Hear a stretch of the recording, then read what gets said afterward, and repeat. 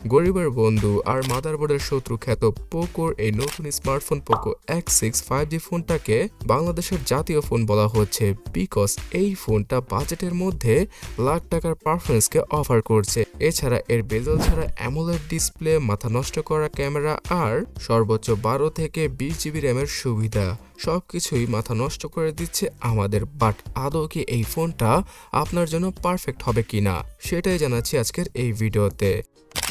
Guys, first of all পোকোর এই ফোনটার পেছনের ডিজাইন পুরোপুরি ট্র্যাডিশনাল পোকোর ডিজাইনের মতোই রাখা হয়েছে। এখানে ট্রিপল ক্যামেরা সেটআপ পেছনে পাওয়া যাবে, তার সাথে রয়েছে বড় আকৃতির ফ্ল্যাশ লাইট। এই স্মার্টফোনটার পেছনের লুকটা যেমন দারুণ, তার পাশাপাশি ফ্রন্ট লুকটাও অস্থির লেভেলের। স্ট্যান্ডার্ড সাইজের Xiaomiর 6.67 ইঞ্চির অ্যামোলেড প্যানেলের ডিসপ্লেটাই থাকছে এখানে। বাট এবার ডিসপ্লের চারপাশের বেজেল অতিরিক্ত কম করা হয়েছে, অনেকটাই আইফোন 15 প্রো ম্যাক্স স্মার্টফোনটির মতো। তবে যাই হোক, সেই লাখ টাকার স্মার্টফোনের কথা বলে তো লাভ নেই। এই 1000 টাকার স্মার্টফোনে এবার আর ফুল এইচডি নয়, তার থেকেও বেশি 1.5K রেজুলেশনকে ইউজ করছে Xiaomi। তাছাড়া বড়লোকের মতো এবার কর্নিং গরিলা গ্লাস ভিক্টাসের প্রোটেকশনটা দিয়ে দেওয়া হয়েছে ফ্রন্টে।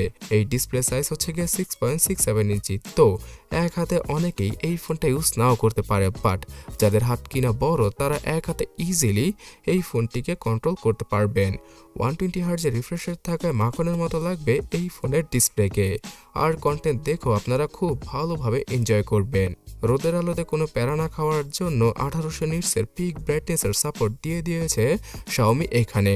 আর গেমিংয়ের ক্ষেত্রেও এই ডিসপ্লেটা মারাত্মক লেভেলের স্মুথ মনে হবে বিকজ 240 হার্জের টাচ স্যাম্পলিং রেটটাও রয়েছে এখানে। এক কথায় বলতে গেলে ডিসপ্লে নিয়ে কোনো কথা হবে না। এই ডিসপ্লের গ্রাফিক্স প্রসেসিংটা অনেক ভালো আর পাঞ্চি কালারও শো করে। সেটা কি কারণে একটু পরে বলছি, তার আগে সফটওয়্যার সম্পর্কে জানিয়ে দেই। অ্যান্ড্রয়েড 13 এর সাথে আসা এই ফোনটা 14 আর 15 এর আপডেট কনফার্ম পেয়ে যাবে। তার সাথে পাওয়া যাবে Xiaomiর নতুন হাইপারওয়েস ব্লোটওয়্যারে ভরা এই ইউআইটাতে অ্যাডসের দেখা পাওয়া যাবে। তবে ঠিকঠাক মতো সবগুলো ব্লোটওয়্যারকে আনইনস্টল করলে, তার সাথে অ্যাডসগুলোকে বন্ধ করে দিলে এই ফোনটার সফটওয়্যার এক্সপিরিয়েন্সটা খুব ভালোই পাওয়া যাবে। গাইস, Xiaomi তাদের এই ফোনটাতে কোয়ালকম স্ন্যাপড্রাগন 7S Gen 2 কে ইউজ করেছে, যেটা কিনা স্যামসাং এর তৈরি করা একটি 4 ন্যানোমিটার আর্কিটেকচারের চিপসেট। তো স্যামসাং তৈরি করেছে বলে অনেকেই দ্বিধাদ্বন্দ্বে ছিলেন যে এই চিপসেটটা ভালোভাবে কাজ করবে কিনা, বিকজ স্যামসাং থেকে TSMC খুব ভালো চিপসেট কোয়ালকমকে তৈরি করে দেয়। বাট এবার 7S Gen 2 চিপসেটটা খুব ভালোই পারফরমেন্স করছে। এর আন্তত বেঞ্চমার্কের স্কোর অনেকটাই 40,000 টাকা দামের স্মার্টফোনকেও হারিয়ে দিচ্ছে। তাছাড়া গেমিংয়ের ক্ষেত্রে টুকটাক আপনারা গেম খেলতে পারবেন, মানে পাবজির মতো গেম 60 FPS এ অনায়াসে খেলা পসিবল। জেমশিম ইম্প্যাক্টের মতো গেমগুলো লো গ্রাফিক্সে রেখে খেলা পসিবল হচ্ছিল পোকো X6 5G তে। আর রেগুলার লাইফে যেই সকল কাজ আপনারা করবেন সেগুলো ইজিলি এই ফোনটা হ্যান্ডেল করতে পারবে। এখানে তেমন কোনো হিটিং ইস্যু দেখাও পাওয়া যাবে না। গাইস, পোকো X6 5G তে রয়েছে Adreno 17 GPU, আর এই কারণেই ডিসপ্লের গ্রাফিক্সটা খুব ভালোভাবেই পাঞ্চি কালার শো করতে পারে। তাছাড়া এই চিপসেটের জন্য আপনারা যে কোনো ভিডিও এডিটিং এর কাজও করতে পারবেন 1080p রেজুলেশনে। এবং ক্যামেরা সেকশনে 64 মেগাপিক্সেলের OIS যুক্ত মেইন ক্যামেরা সেন্সর রয়েছে এই ফোনটাতে। সাথে পাওয়া যাবে 8 মেগাপিক্সেলের আলট্রা ওয়াইড আর 2 মেগাপিক্সেলের ফালতু ম্যাক্রো ক্যামেরা। তাছাড়া ফ্রন্টে কেমন ক্যামেরা রয়েছে সেটা হয়তো আমাকে নতুন করে বলতে হবে না, আপনারা ইজিলি গেস করতে পেরেছেন।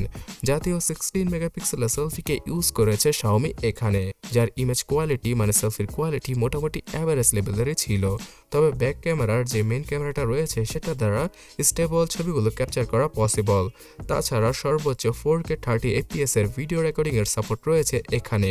তবে 1080p রেজুলেশনে ভিডিও শুট করলে ওআইএসটা খুব ভালোভাবে কাজ করবে, যার জন্য কিনা স্টেবল ভিডিওগুলো আপনারা শুট করতে পারবেন। তাই যারা কিনা টুকটাক ভিডিও শুট করে থাকেন অথবা ব্লগিং করে থাকেন তাদের জন্য এই জিনিসটা অনেক বেশি কাজে আসবে।